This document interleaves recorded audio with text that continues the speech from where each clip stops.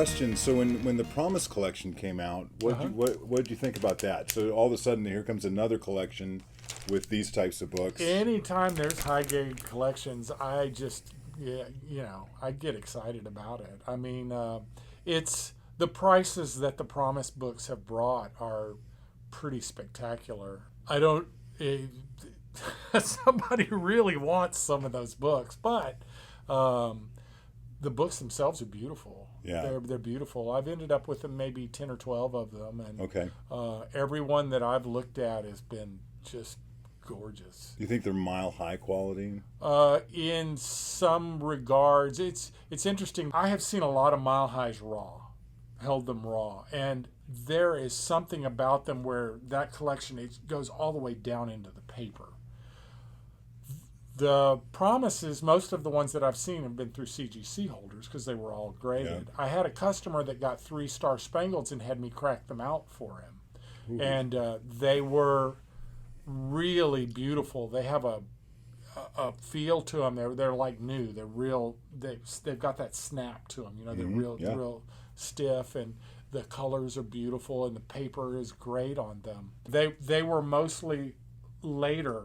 You know, the Mile Highs where the books are really beautiful to me are those books from like 1939 to 1943 or 44, the early big fat Golden Age books where they were on really nice paper originally when they were printed and high gloss, and so those Mile High books just feel so fresh. With the Promise collection, they really start getting nice around late 1944, 1945, and then they go right to 1950 and stop.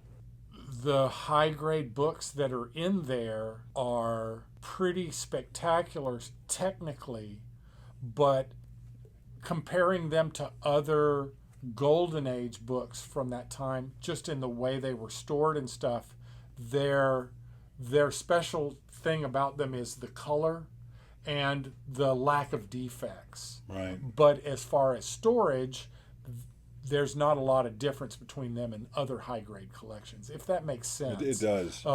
Whereas with the Mile Highs, I really can't. If you have to hold one and feel one, there's something about just all the way down into the paper fibers of a Mile High book.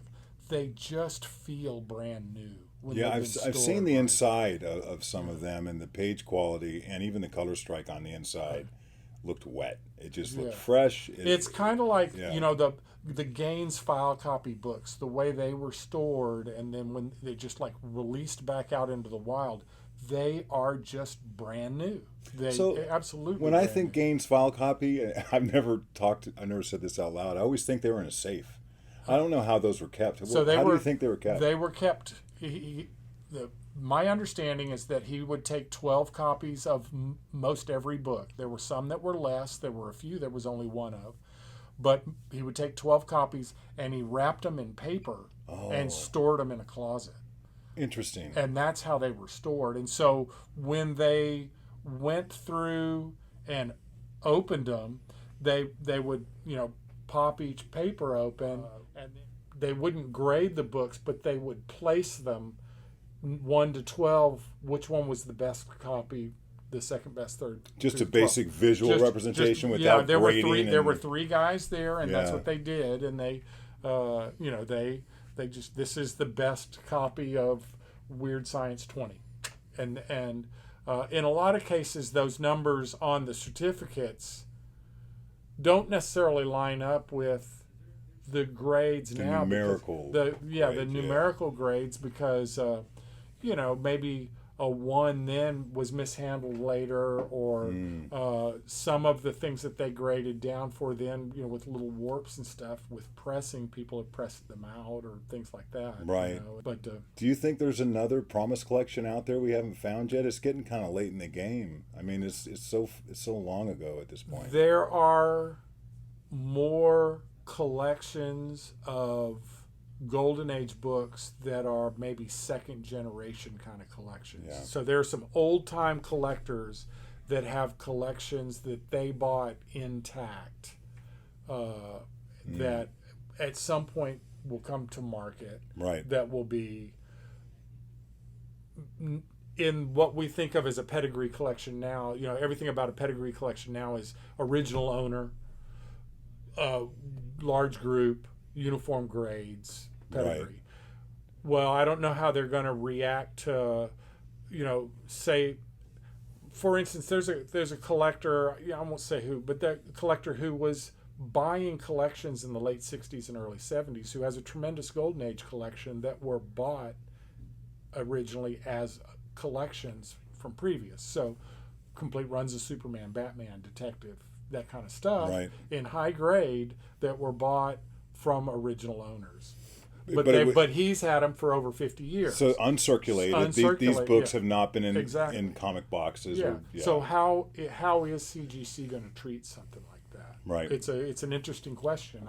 Nobody knows, but there are more Golden Age books that haven't been on the market that will, at some point have to come out. So there's hope that you can get yours. Exactly. I doubt you're going to walk into a house and borrow $2,000 from somebody and walk away with every great book ever published. Yeah, that Mile High collection was a once in a. God, I remember. Imagine being being able to go through that stuff early on and see everything. Well, you can imagine it.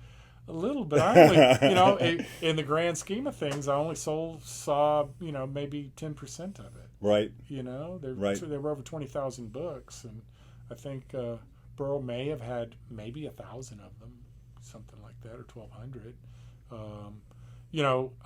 I've seen a bunch of them over the years, but you think about the collection as a whole, nobody's seen it. Nobody. Right. There were guys that were trying to put it together way back in the day that realized that it was, a fruitless thing. That's a lot of comic books. Yeah. I don't know how he put 20,000 comic books together.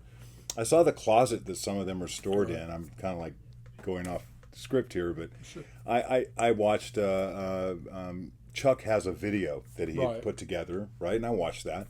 And he shows the closet, and it was dark, and there was shelves. But 20,000 books, I know what it's like to have 20,000 books, and they take up a lot of space. That photograph of Chuck in his apartment with them all piled up in there. I mean, what do you do? And it's crazy. It's a dream. I mean, it's a dream. It's interesting to think back on, but I guess we just we dream about it. Well, some of us dream about it. Some of us have a stack of books that we can look at. This episode's done. Thanks again. Till next time. Thank you.